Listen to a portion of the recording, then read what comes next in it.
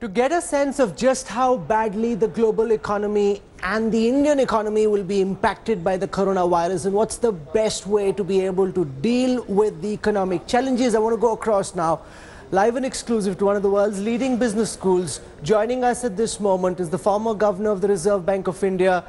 He's teaching finance at the Chicago Booth School. Welcome, Dr. Raghuram Rajan, to India today. You know, we are currently in an unprecedented situation in a very literal sense.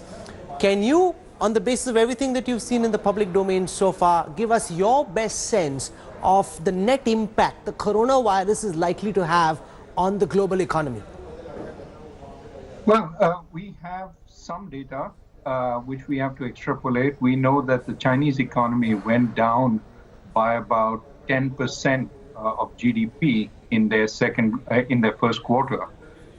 And the estimates for how much the European and the US economy will go down are of similar magnitudes, double-digit drops in GDP in the second quarter. That is assuming that you can contain the virus by the end and then you can start relaxing measures.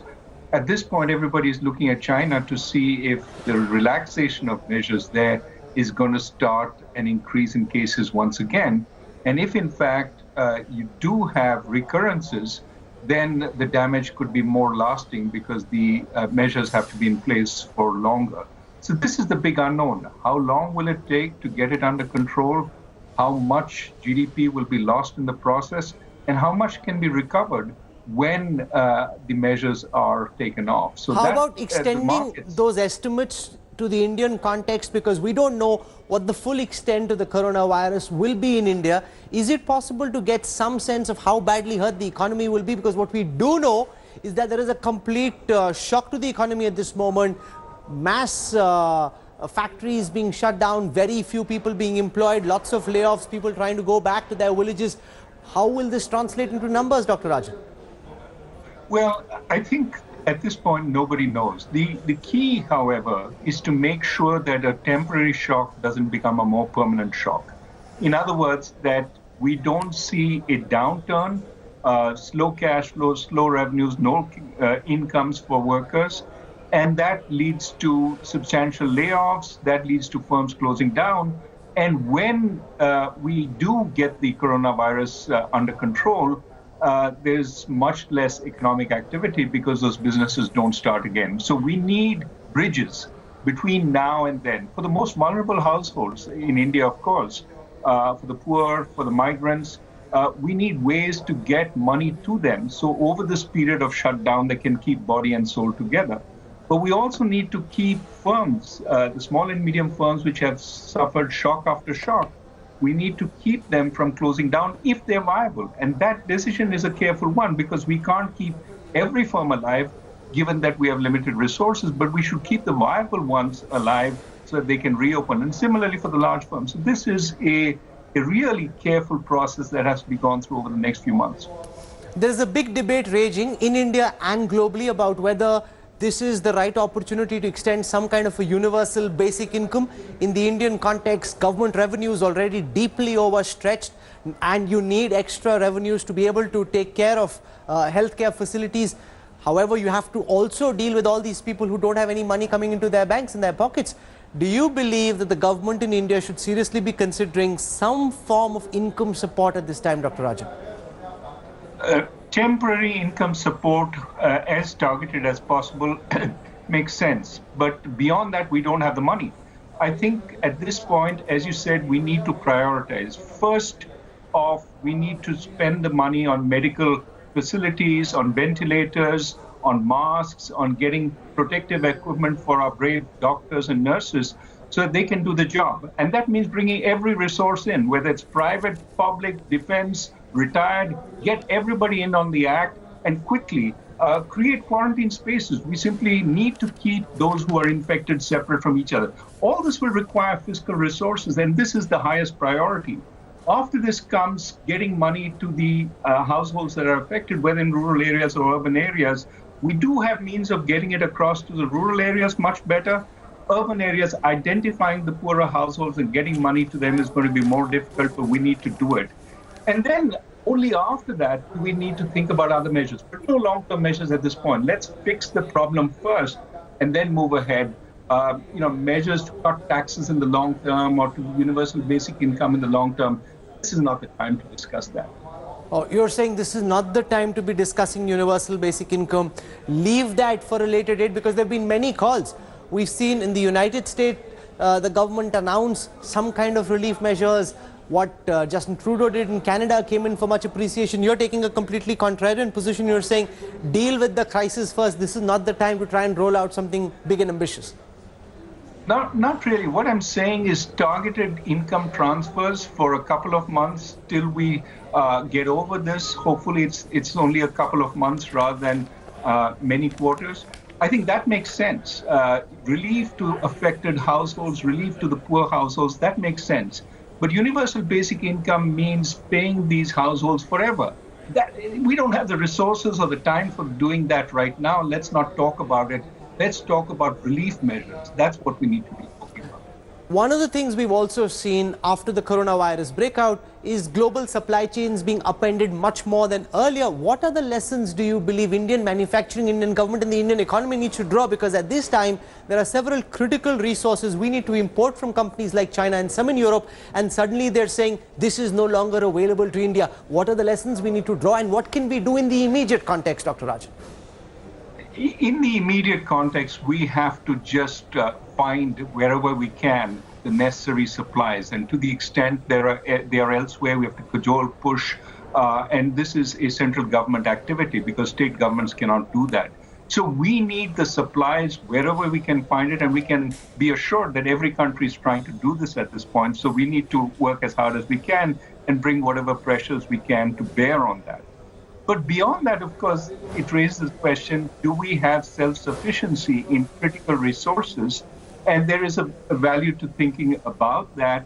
But that's a medium-term issue. Do we have all the medical supplies we need, et cetera, et cetera? That's a medium-term issue. Short-term, we need to beat around the bush everywhere in the world to see where there are spares. China may have some, given that it's actually controlled the virus, and maybe that's where we look right now.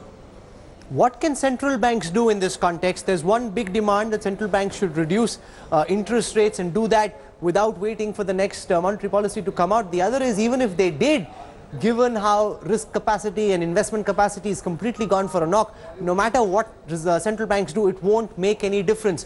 What's your view, sir? How should the Reserve Bank of India be trying to intervene given all the dynamic at play?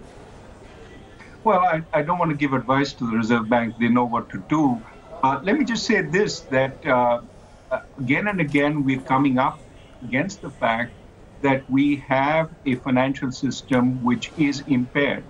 And of course, I've been saying for quite some time, we need to clean it up so it can function as necessary. And we see the problems right now when it, as you said, may not be able to offer the credit support that is needed to businesses.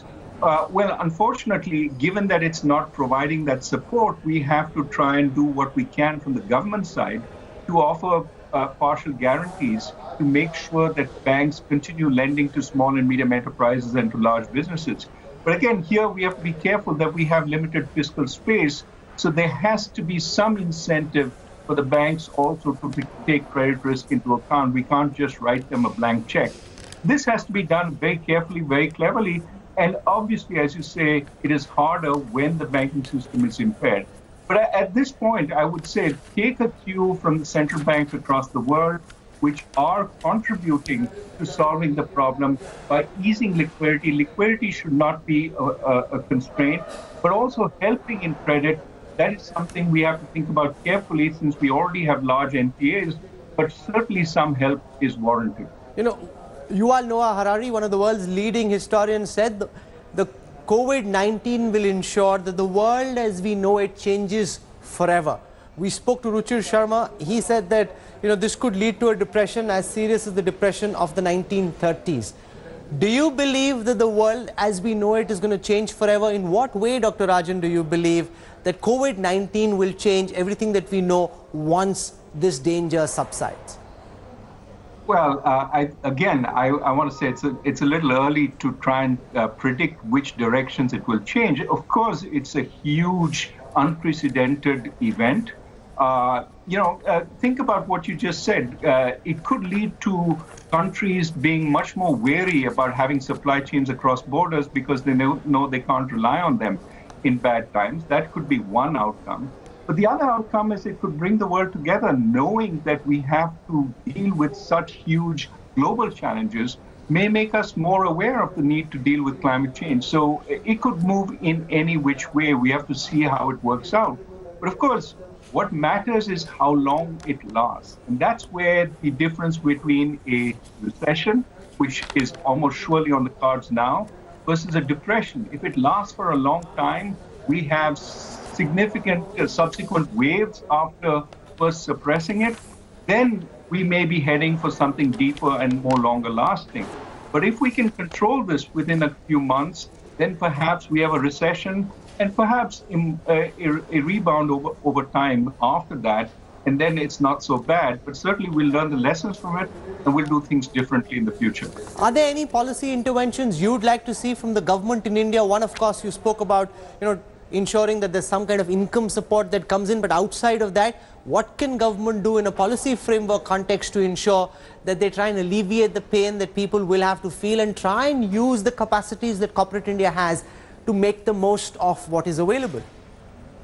Well, absolutely. I think it is bringing all the resources together and directing them at the places that need them the most. So we need to find out where are the masks, where are the ventilators, where is the spare hospital capacity, where are the unnecessary operations being performed to shut them down and make hospitals available for coronavirus victims. These are all things that certainly the central government can organize.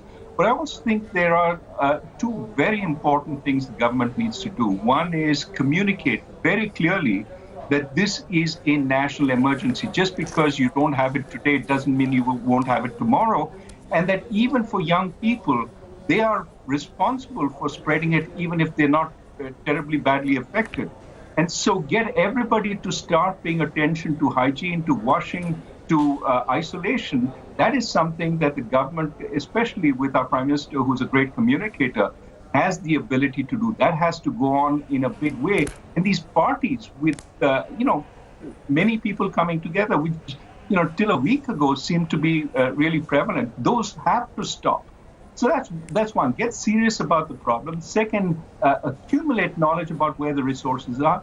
But most important, get the data out on where the infections are, where the deaths are, so that interventions can actually happen. So we need mass-scale testing, of course, but beyond that, we need to make sure the data are out there for everybody to see, to learn from, and so that local governments, state governments, and national government can intervene. Without data, you're trying to fight this disease blind, and that is terrible. I'll leave it over there. At a time when there are so many variables and unknowns in the scenario that we are facing, it's always interesting to have somebody like Raghuram, Rajan, try and put this in context as best as is possible. But he said, till the time you don't know where the problem ends, you can't estimate the full extent to which this will damage the Indian and the global GDP. But a 10% contraction in GDP in the next quarter is what he thinks at least countries like China and Europe are looking at. I'll leave it over there. Dr. Raghuram Rajan for joining us from the Chicago Booth School of Business. Thank you very much, sir. Thank you.